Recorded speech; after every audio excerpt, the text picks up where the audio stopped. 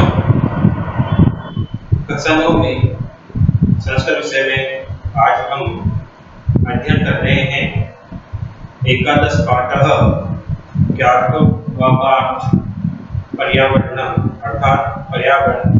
इस पाठ का हम अध्ययन करेंगे। इस पाठ का कुछ भाग हमने पिछली जो हमारी क्लास हुई थी उस क्लास में हमने इसका अध्ययन किया था और उसमें आपको बताया गया था कि हमें पर्यावरण की रक्षा करनी चाहिए और पर्यावरण में जितने भी पेड़ पौधे वनस्पतियां ये सभी हैं, इन सभी की हमारे द्वारा रक्षा करनी चाहिए। और पर्यावरण के महत्व के बारे में ये भी बताया गया था कि जिस प्रकार से माता के गर्भ में जन्मा शिशु सुरक्षित रहता है, उसी प्रकार मनुष्य भी इस प्रकृति रूपी पर्यावरण की कोख में सुरक्षित रहता है। पर्यावरण अर्थात परि प्लस आवरण अर्थात परि का मतलब चारों, आवरण मतलब चारों ओर से जो आवरण है वह पर्यावरण, यानी कि हमारे चारों ओर से जो घिरा हुआ जो आवरण है वह पर्यावरण कहलाता है। पर्यावरण के बारे में आपको बताया गया था कि सभी जगह पर्यावरण की रक्षा करनी चाहिए। इस पर्यावरण के द्वारा हमें बहुत कुछ सामग्रियां मिलती हैं, पेड़ पौधे फल फूल इत्यादि, ये सभी हमें पर्यावरण के द्वारा मिलता है। जिस प्रकार हम पर्यावरण को नष्ट करते जा रहे हैं उसी प्रकार ये प्रकृति भी हमें नष्ट करती जा रही है। प्रदूषण के कारण ये पर्यावरण प्रदूषित हो चुका है, जिसकी वजह से अनेक आपदाएं इस संसार में दिखाई देती हैं, जैसे कि बाढ़ आना, आग लग जाना, आंधी बवंडर तूफान, अत्यधिक बारिश, ये सभी इस पर्यावरण के विनाश होने के कारण ये हमें नुकसान उठाना पड़ता है। प्रकृति में जितने भी हम पशु पक्षी वन पौधे इत्यादि देखते हैं, हम सभी को इनकी रक्षा करनी चाहिए। अगर हम इनकी रक्षा नहीं करेंगे तो ये पर्यावरण असंतुलित हो जाएगा। जब पर्यावरण असंतुलित हो जाएगा तो मनुष्य को अत्यधिक कठिनाइयों और समस्याओं का सामना करना पड़ेगा। हमारा जो पर्यावरण है ये 5 तत्वों से मिलकर बना है: पृथ्वी, जल, वायु, तेज और आकाश।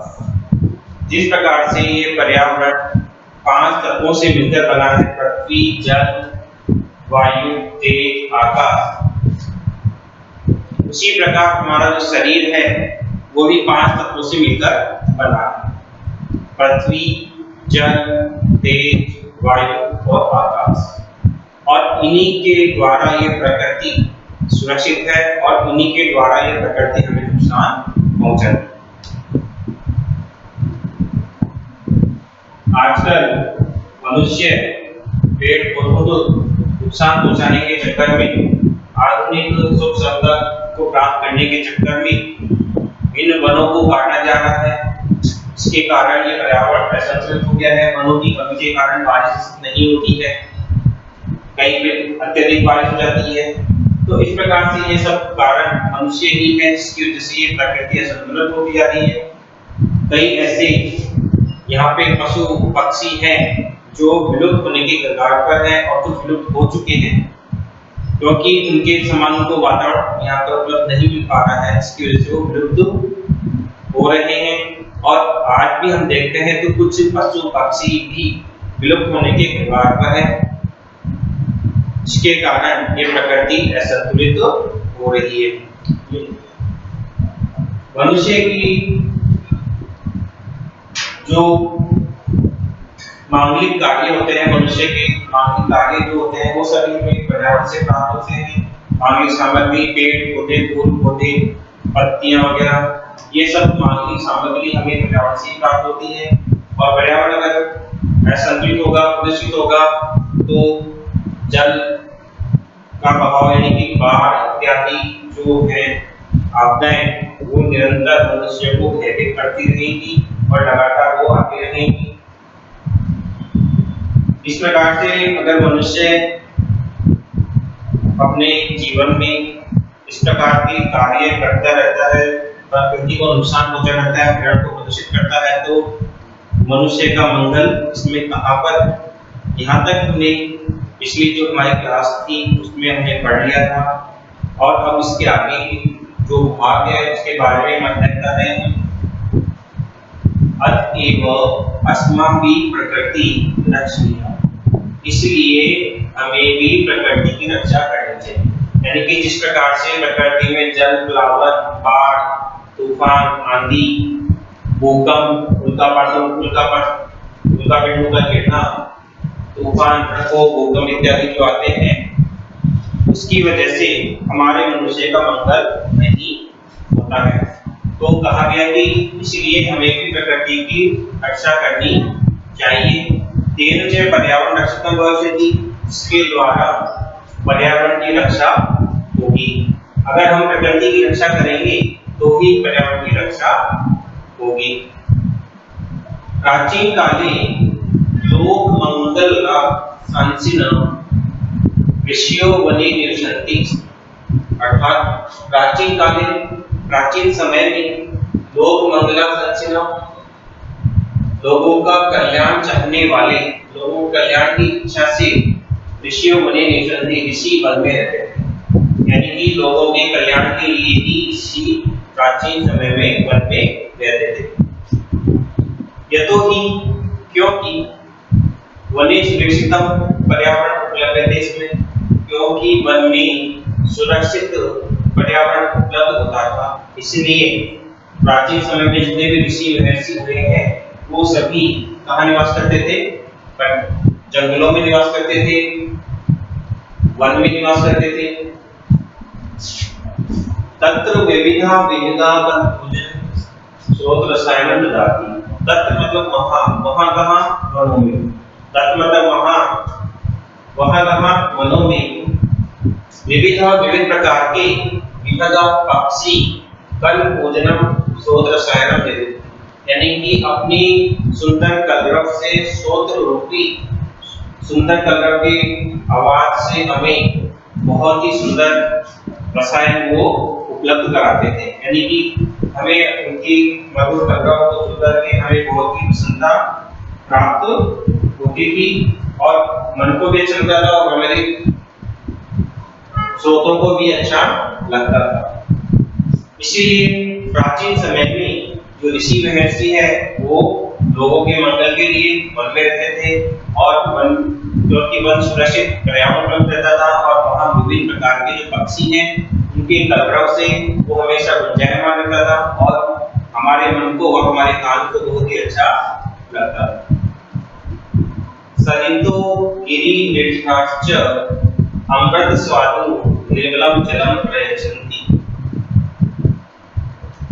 कह रहे हैं कि सरिता अर्थात नदी, गिरि पर्वत, निर्झराश्च झरने, अमृत स्वादु स्वादिष्ट अमृत के समान निर्मल जल देते हैं। अर्थात जो नदियां और झरने पर्वतों से निकलकर मैदानों में बहते हैं, तो उस पर्वतों से निकलकर वो नदियां और झरने हमें निर्मल जल और स्वाद के समान, अमृत के समान वो जल हमें देते हैं। वृक्षालताश्च फलानि पुष्पाणि ईंधन काष्ठानि च बाहुल्येन समुद्धरन्ति। वृक्षा यानी पेड़, लताश्च फलानि, पेड़ और बेलें, फलानि फल, पुष्पाणि फूल, ईंधन काष्ठानि और जलाने की लकड़ियां, वाकुल्येन अत्यधिक मात्रा से सम उपलब्धि हमें उपहार के रूप में देते हैं। यानी कि जंगलों में, वनों में जो वृक्ष हैं, लताएं हैं, वो सभी हमें फल और फूल तो देते ही हैं, साथ में जलाने के लिए हमें लकड़ियां भी वो अत्यधिक मात्रा में हमें उपहार के रूप में देते हैं। शीतल मंद सुगंध वन पवना, औषध कल्प प्राण वायु वितरन्ति, अर्थात ठंडी, धीमी, सुगंधित वन से हवा, औषध कल्पम प्राण वायु, औषधि के समान प्राण वायु, अर्थात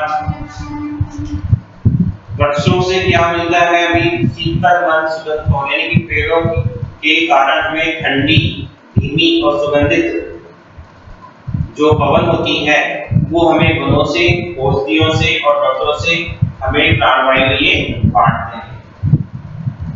यानी कि वनों में अनेक प्रकार की औषधियां होती है, पर्वतों पर अनेक प्रकार की औषधियां होती है, वन होते हैं, और इनकी तरफ से चलने वाली जो हवा है वो सुगंधित होती है, ठंडी होती है, जिससे हमें प्राणवायु देते हैं, जो हमें ऑक्सीजन बांटती है। परंतु स्वार्थ अंध मानव तदेव पर्यावरण अत्यनाशित, परंतु स्वार्थ में अंधा मनुष्य उसी प्रकार पर्यावरण को आज नाश कर रहा है। यानी कि जितनी सामग्री हमें वनों के द्वारा, पेड़ पौधों के द्वारा मिलती है, उसके कारण ये स्वार्थवश मनुष्य, यानी कि अपने स्वार्थ में अंधा मनुष्य उसी प्रकार पर्यावरण को आज नष्ट कर रहा है। स्वल्प लाभाय जना बहुमूल्यानि वस्तूनि नाशयति, स्वल्प लाभाय, स्वल्प यानी थोड़े से, लाभाय यानी लाभ के लिए, थोड़े से लाभ के लिए जना लोग बहुमूल्यानि अत्यधिक मूल्यवान वस्तुओं को नष्ट कर रहे हैं।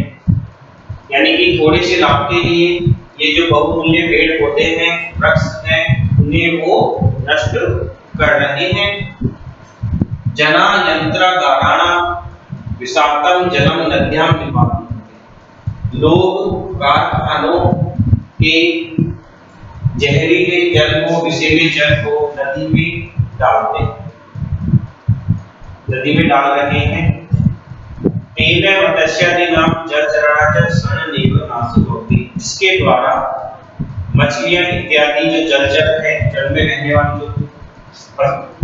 वाले जो जानवर है, वो सननेव नाशो भवति, सन थोड़ी ही देर में नष्ट हो जाते हैं। यानी कि आज मनुष्य अपने स्वार्थ में इतना अंधा हो चुका है कि वह बहुमूल्य जो वृक्ष होते हैं उनको काट करके अपनी उपयोगी वस्तुओं को काम में ले रहा है और पर्यावरण को नष्ट कर रहा है। उसी प्रकार कल कारखानों से निकलने वाला जो विषैला जल है वो भी नदियों में मनुष्यों के द्वारा ही डाला जा रहा है, जिसकी वजह से जो मछलियां इत्यादि जो जलचर हैं वो थोड़ी ही देर में नष्ट हो जाते हैं। नदी जलम अपनी तत् सर्वथा अपेयम जायते, और नदी का जल भी पूर्ण रूप से अपेय हो जाता है, पीने योग्य नहीं रहता है। यानी कि जब नदी के स्वच्छ जल में, निर्मल जल में हम कल कारखानों से निकलने वाला गंदा जल उसमें प्रवाहित करेंगे तो जलचर तो रहता है, जल में रहने वाले जो जानवर हैं वो नष्ट होंगे, साथ में पीने योग्य जल है, निर्मल जल, वो भी अपेय हो जाता है, यानी कि वो भी गंदा हो जाता है और उसे हम पी नहीं सकते।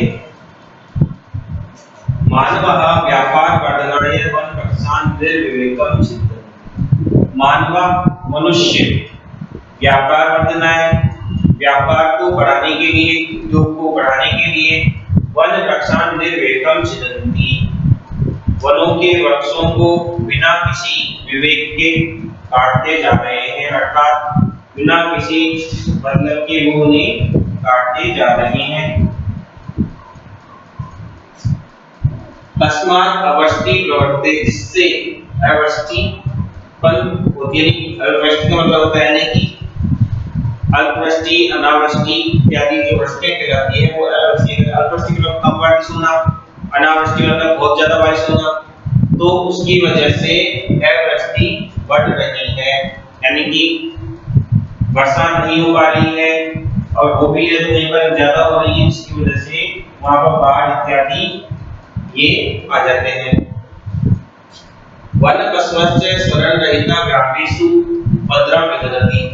वन पशु और वन के जो जानवर है, पशु है, वो शरण चाहने के लिए, शरण रहित यानी कि शरण से रहित होने पर गांवों में उपद्रव विदधति, उपद्रव फैलाते हैं, यानी कि लोगों को नुकसान पहुंचाते हैं। इस प्रकार से वनों को बिना किसी विवेक के व्यापार के द्वारा काटा जा रहा है। तो उसमें रहने वाले जो भी जानवर हैं वो वनों के अभाव के कारण, जो कि उनका जंगलों के अभाव के, उनका प्रमुख स्थान जंगल ही होता है, और जंगल को ही मनुष्य नष्ट करता जा रहा है। इसकी वजह से वहां पर जो जानवर रहते हैं वो जंगलों से निकलकर गांवों में पहुंच रहे हैं, और गांवों में लोगों को बहुत ही नुकसान पहुंचा रहे हैं। शुद्ध वायु अपनी वृक्ष कर्तनात् संकट का पन्नोचाय। शुद्ध वायु यानी कि पेड़ों को वृक्ष कर्तना यानी कि वृक्षों को काटने से शुद्ध वायु भी संकट आपने, यानी शुद्ध वायु का संकट उत्पन्न हो गया है। यानी कि पेड़ों और जंगलों को हम काटते जा रहे हैं, जिसकी वजह से हमें शुद्ध वायु प्राप्त नहीं हो पा रही है और उसकी कमी होती जा रही है। एवं ही इसी प्रकार भी स्वार्थ अंध मानव, इसी प्रकार ही स्वार्थ में अंधा मनुष्य विकृति को उत्पन्न करता है। यानी कि इस प्रकार ही स्वार्थ में अंधा जो मनुष्य है अपने थोड़े से लाभ के लिए, थोड़े से स्वार्थ के लिए इस प्रकृति को बिगाड़ रहा है, प्रकृति को नष्ट करता जा रहा है। इसकी वजह से प्राकृतिक आपदाएं उत्पन्न हो रही हैं। प्रकृति ही एवं सर्वेषां विनाश करती है, और प्रकृति ही सभी का विनाश कर रही है।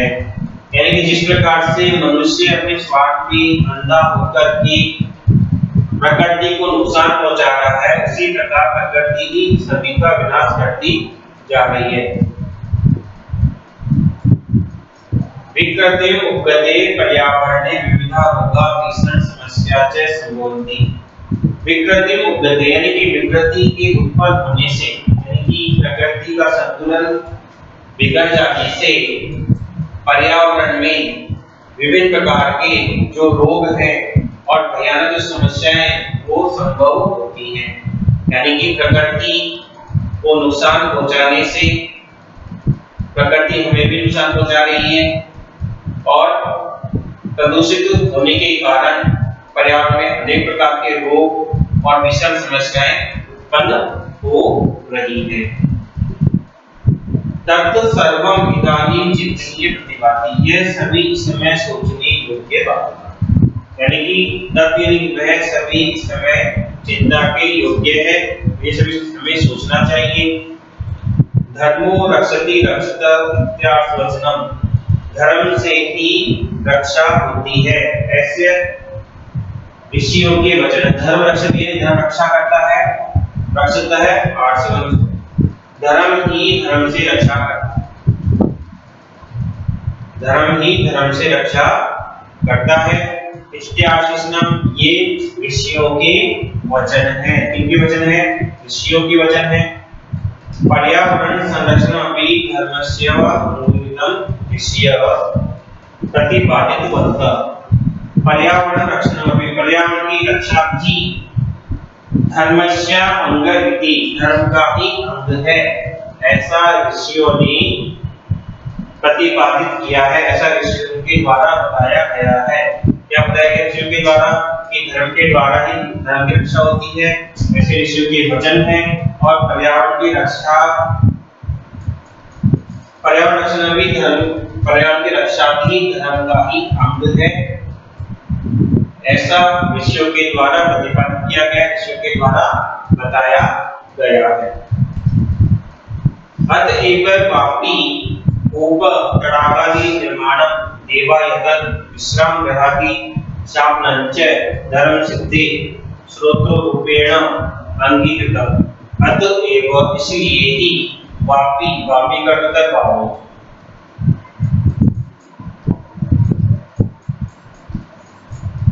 ऊपर कुएं, तड़ागा, तालाब इत्यादि का निर्माण, देवायतन, मंदिरों, विश्राम गृह, विश्राम गृह, धर्मशालाएं, आपनर, धर्मशाला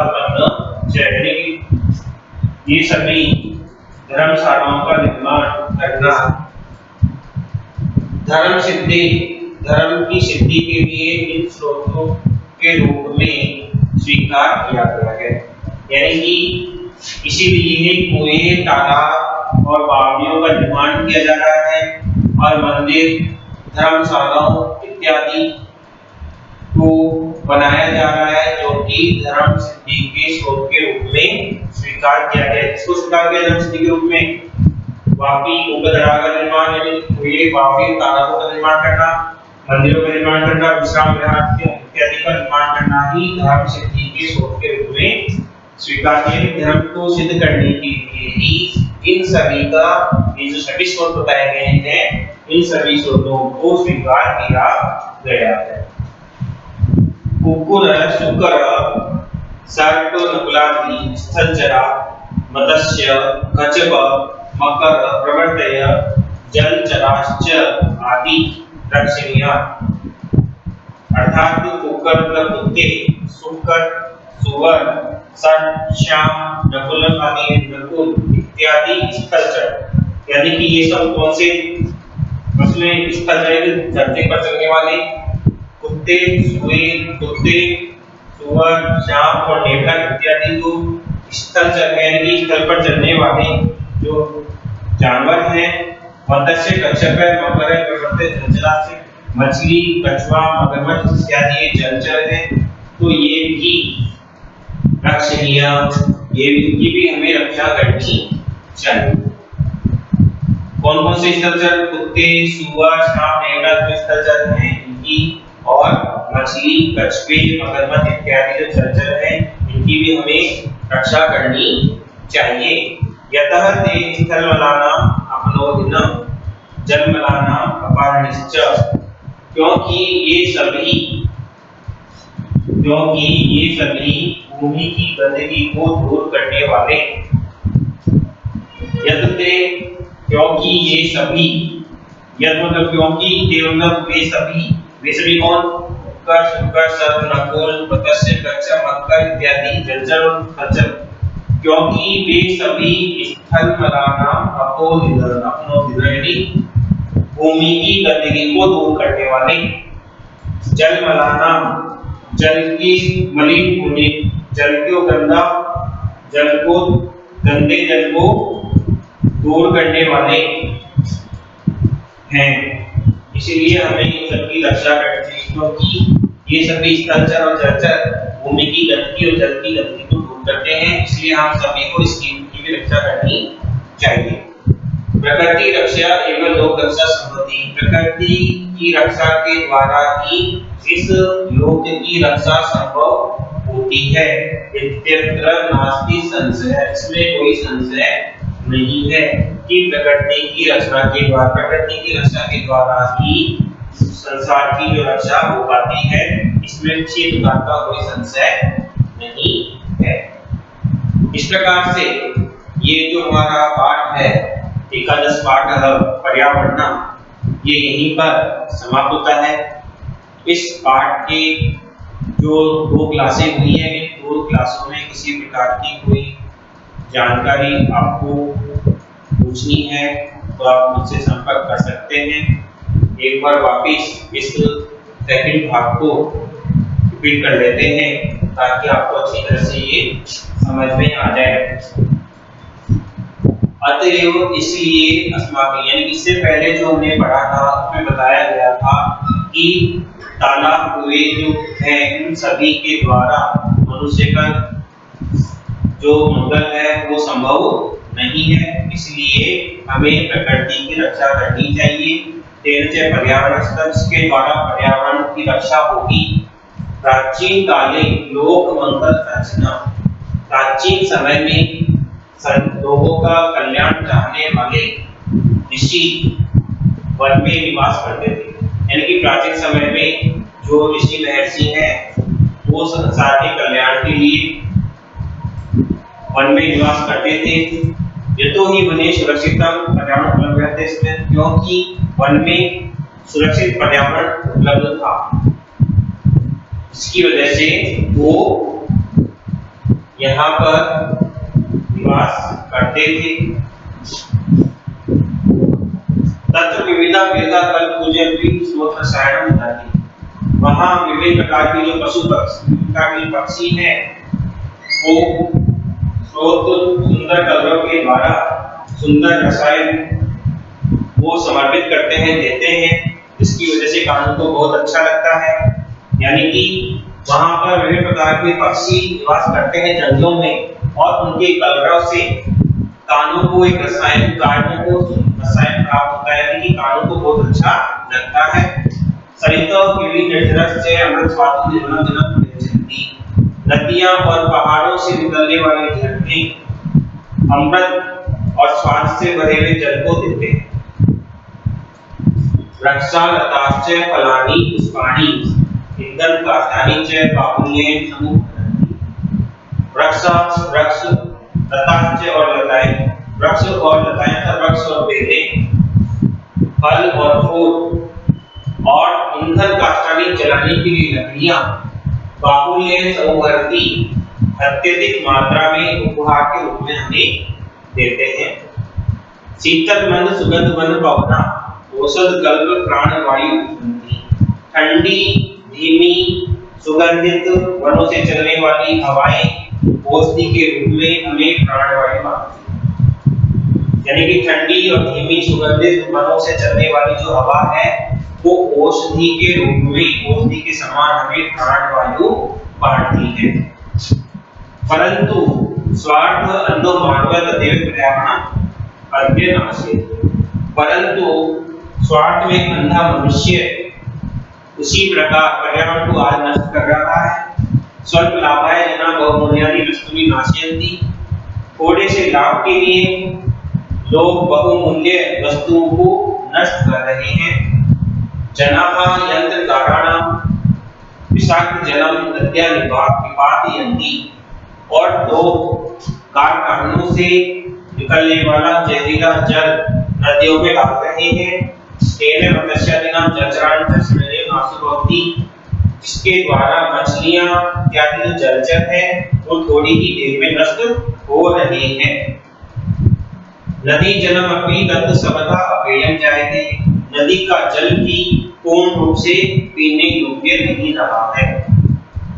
क्यों नहीं रहा है? क्योंकि नदियों के जल में कारखानों का विषैला जल डाला जा रहा है और उसी की वजह से मछलियां जलचर है वो नष्ट होते जा रहे हैं। इसकी वजह से नदियों का जल स्वच्छ जल है वो पीने योग्य नहीं रहा है। मानवा व्यापार वर्धनाय वन वृक्षान् निर्वेदं सिद्धन्ति, मनुष्य अपने व्यापार को बढ़ाने के लिए वन वृक्षों को बिना किसी वैज्ञानिक पेड़ के जो वृक्ष है उनको बिना किसी बुद्धि के, बिना किसी सोचे समझे इनको काटते जा रहे हैं।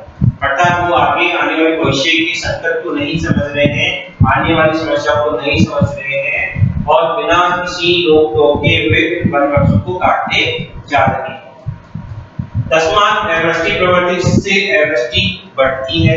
अवृष्टि का मतलब अत्यधिक वृष्टि, यानी कि वृष्टि का मतलब होता है अत्यधिक समस्या, जैसे अतिवृष्टि है, अतिवृष्टि है, यानी कि ज्यादा बारिश होना, कम बारिश होना, बाढ़ आना, तूफान आना, ये सब वृष्टि में आते हैं। तो ये सब क्या हो रहे हैं? बढ़ रहे हैं। इसकी वजह से वनों की काटने की वजह से वन पशुओं शरण रहिता ग्रामीणु उपद्रव विदधति, और इन जंगलों की कमी के कारण, जंगलों के कटने के कारण जंगल में रहने वाले जो पशु हैं, जानवर हैं, वो शरण के लिए, यानी कि शरण रहित होकर के वो गांव में उपद्रव पहुंचा रहे हैं, गांवों वालों को और मनुष्यों को नुकसान पहुंचा रहे हैं। शुद्ध वायु रपि रक्ष कर्मणात् संकटपनो जायते, और शुद्ध वायु भी पेड़ों को काटने से उसका संकट उत्पन्न हो गया। यानी कि हमें भी शुद्ध वायु प्राप्त नहीं हो रही है, इसकी वजह से पेड़ों को काटने की वजह से। एवं ही स्वार्थ अंध मानवे विकृति उपगता प्रकृति एवं सर्वेषां विनाश करती होती। इसी प्रकार स्वार्थ में अंधा मनुष्य इस प्रकृति की विकृति को उत्पन्न कर रहा है और प्रकृति ही सभी का विनाश करती जा रही है। विकृति उपगते पर्यावरणीय विविधा रोगा विषम समस्या च संभवन्ति।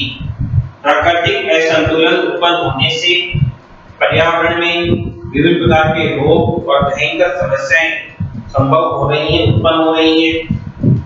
तत् सर्वम इदानीं चिंतनीय प्रतिभाति। यह सब इस समय चिंता करने योग्य है, तब ये सब चिंतनीय बात है। धर्मो रक्षित रक्षते इत्यादि, धर्म से ही धर्म की रक्षा होती है, ये ऐसा ऋषियों का वचन है। यानी कि जो ऋषि लोग कहते हैं कि धर्म के द्वारा धर्म की रक्षा होती है। पर्यावरण रक्षण में धर्मस्य अंतर्गतम ऋषि प्रतिपादित होता है, और पर्यावरण की रक्षा भी धर्म का ही अंग है, ऐसा ऋषियों के द्वारा प्रतिपादित किया गया है। अतः वापी ऊपर तड़ागादि निर्माण देवायतन विश्राम गृहादिस्य अनंच धर्म सिद्धि स्रोतो रूपेण अंगीकृतम्। इसलिए ही बावड़ियां, कुएं, तालाब आदि का निर्माण, मंदिरों का निर्माण, विश्राम गृहों, इनके धर्म सिद्धि के लिए उनको स्रोत के रूप में स्वीकार किया गया है। कुकर शुक्र सर्प नवलादि स्थलचरा मत्स्य कच्छप मकर प्रवर्तय जल जलाश्च अपि रक्षणीय। कुत्ते, सुअर, सांप, नेवले इत्यादि स्थल पर रहने वाले जानवर, मछली, कछुए, मगरमच्छ इत्यादि जल में रहने वाले, इन सभी की हमें रक्षा करनी चाहिए। यदते स्थलानां अपोनितं जलनानां पारणस्य, क्योंकि वे सभी भूमि की गंदगी को दूर करते हैं, जल की गंदगी को दूर करते हैं, और प्रकृति की रक्षा के द्वारा ही इस संसार की रक्षा संभव हो सकती है। अगर हम प्रकृति की रक्षा करेंगे तो ही ये संसार सुरक्षित रह सकता है। इत्यत्र नास्ति संशय, इसमें किसी प्रकार का कोई संशय नहीं है। इस प्रकार से ये जो हमारा पाठ है ये यहीं पर समाप्त होता है। इस पाठ से संबंधित किसी प्रकार की आप जानकारी या कुछ आपको पूछना है तो आप मुझसे संपर्क कर सकते हैं। धन्यवाद।